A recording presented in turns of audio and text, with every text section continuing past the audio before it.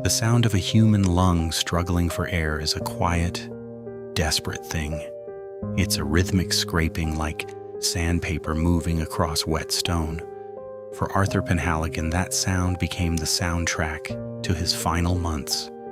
We like to believe in a world of balance, that for every great injustice there is a corresponding weight of compensation. We are told that when the system breaks you, the law exists to mend the pieces. But what happens when the law is just another predator? Imagine standing at the edge of the abyss, reaching for a hand to pull you back, only to realize the hand is reaching for your pockets. Arthur didn't just lose his health in the dust of a British factory. He lost his dignity in the polished offices of a man who promised him the sun and gave him a shadow.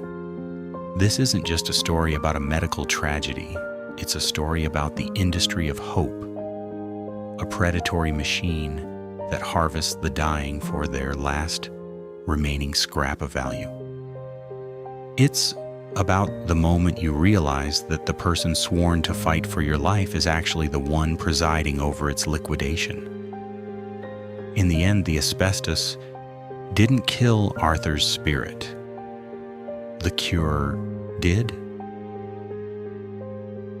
Arthur was a man of the Midlands, a product of an era where a job was a life sentence and loyalty was the only currency that mattered. For 34 years, he walked through the gates of the derelict manufacturing plant. The air there was thick, tasting of iron and something sweet, something ancient.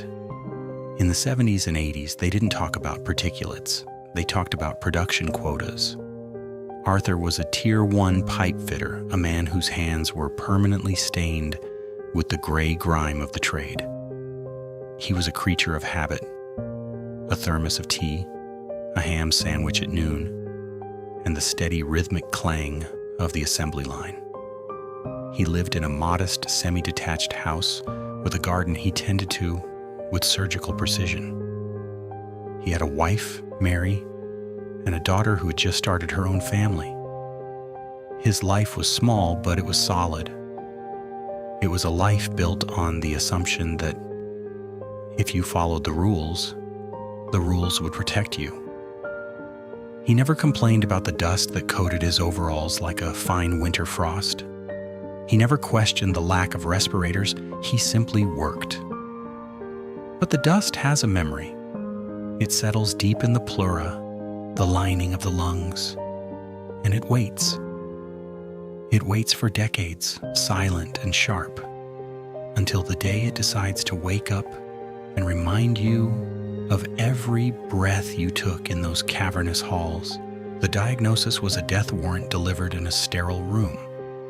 Mesothelioma. The word itself sounds like a sigh.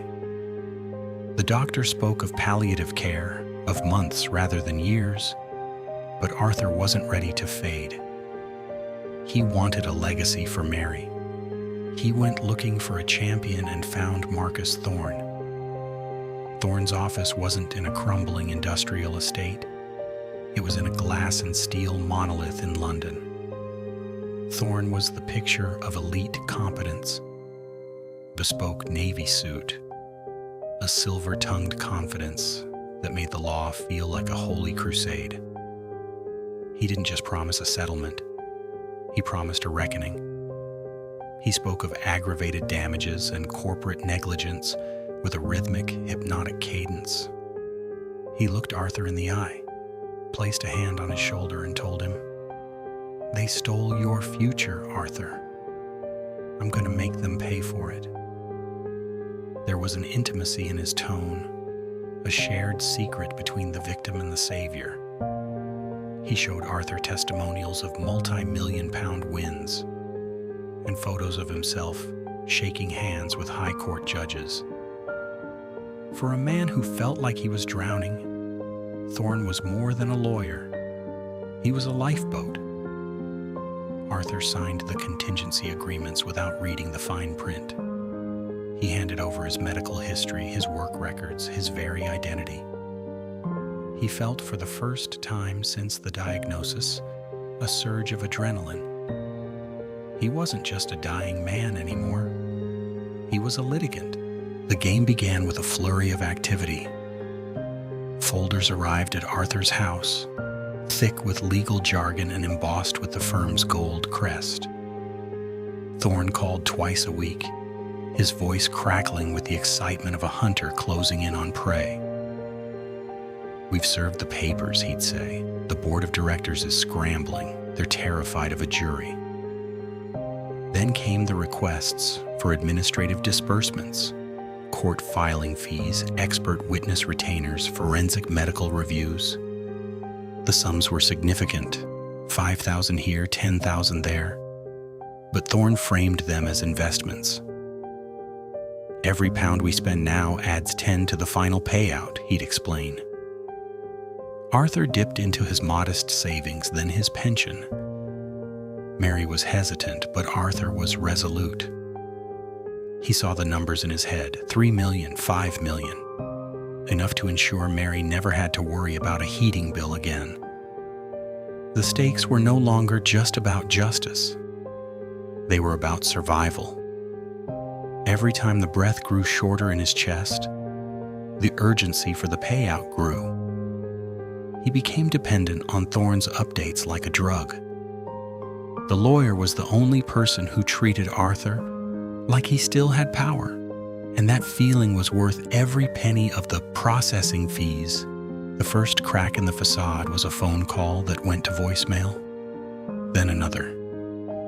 When Thorne finally called back, his tone had shifted from crusader to bureaucrat. "The courts are backed up, Arthur. These things take time."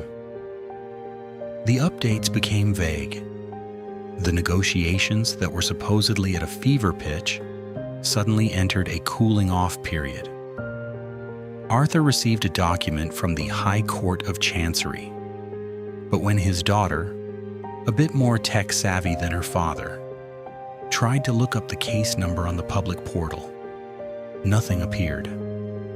Thorne brushed it off as a confidential filing status. Then there were the emails sent from an address that ended in .co, not .co.uk. Small things. Inconsistencies in the letterheads. Arthur noticed, but he buried the doubt. To acknowledge the doubt was to acknowledge that his last hope was a lie, and his body was too weak to carry that truth. He chose to believe the man in the suit because the alternative was a silent, empty grave. He ignored the fact that the expert medical witness he was billed for never actually called to examine him. He wanted the lie to be true so badly that he became an accomplice in his own deception. By the 8th month, Arthur was bedbound, tethered to an oxygen concentrator. He had spent nearly 60,000 pounds, everything he had. Thorne visited him at the house once, a rare gesture of solidarity. He brought more papers. "We're at the finish line, Arthur. The company has offered a settlement, but they're playing hardball on the immediate release of funds. I need a final bridge loan to clear the tax indemnity." It was a bold move, a final squeeze of a dry sponge. Arthur was too exhausted to fight. He was coughing up blood now, the mesothelioma finally claiming the last of his lung capacity. He signed the final transfer.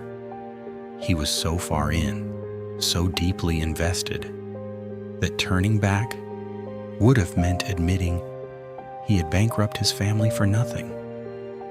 He was locked into the narrative. Thorne sat by his bed whispering about the legacy, about the trust fund for the grandkids, acting as the priest at Arthur's financial wake. The lock-in wasn't just financial, it was psychological. Arthur needed Thorne to be real, or else his entire life's work had been handed over to a ghost. The silence was what finally broke the spell. 2 weeks passed with no contact. The firm's phone line was disconnected.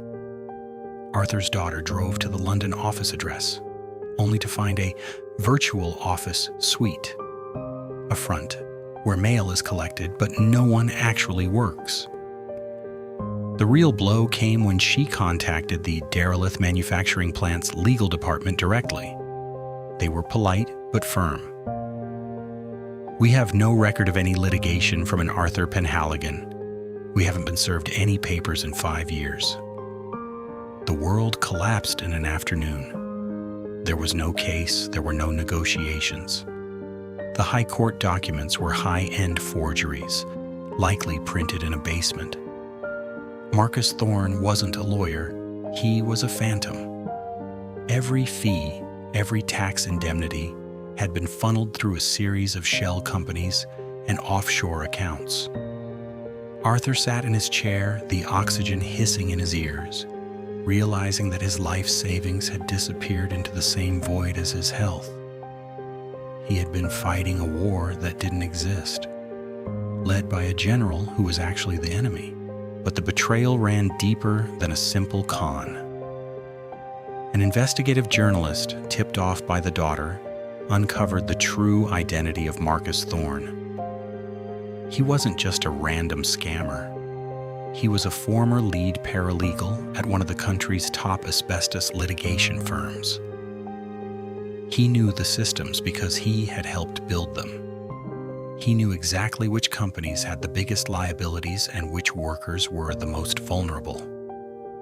He had stolen the client lists, targeting men like Arthur, men who were too sick to litigate the litigator and too desperate to be skeptical. And then came the final crushing irony. The company, Derelith, had actually filed for a specific type of corporate restructuring years ago that shielded them from almost all historical asbestos claims. Even if Arthur had found a real lawyer, a saint of the bar, the payout would have been pennies. Thorne knew this. He knew the legal justice Arthur sought was a hollow shell, so he decided to sell him a more beautiful, more expensive lie instead. He didn't just steal Arthur's money, he sold him a fake version of a justice that was already impossible to obtain. Arthur died 3 weeks after the reveal. He died in a house that was now under a second mortgage, leaving Mary with a pile of forged legal documents and a bank balance that wouldn't cover the funeral. The psychological fallout was more caustic than the financial ruin. In his final days, Arthur didn't talk about the factory or the dust. He talked about the shame. He felt like a fool for believing in a hero. The family's grief was hijacked by anger, but there was nowhere to aim it. Thorne had vanished, his aliases discarded like old skin. The lawsuit that was supposed to save him became the weight that finally pulled him under. Mary sits in the garden now, the one Arthur used to tend. It's overgrown. She doesn't have the heart to pull the weeds.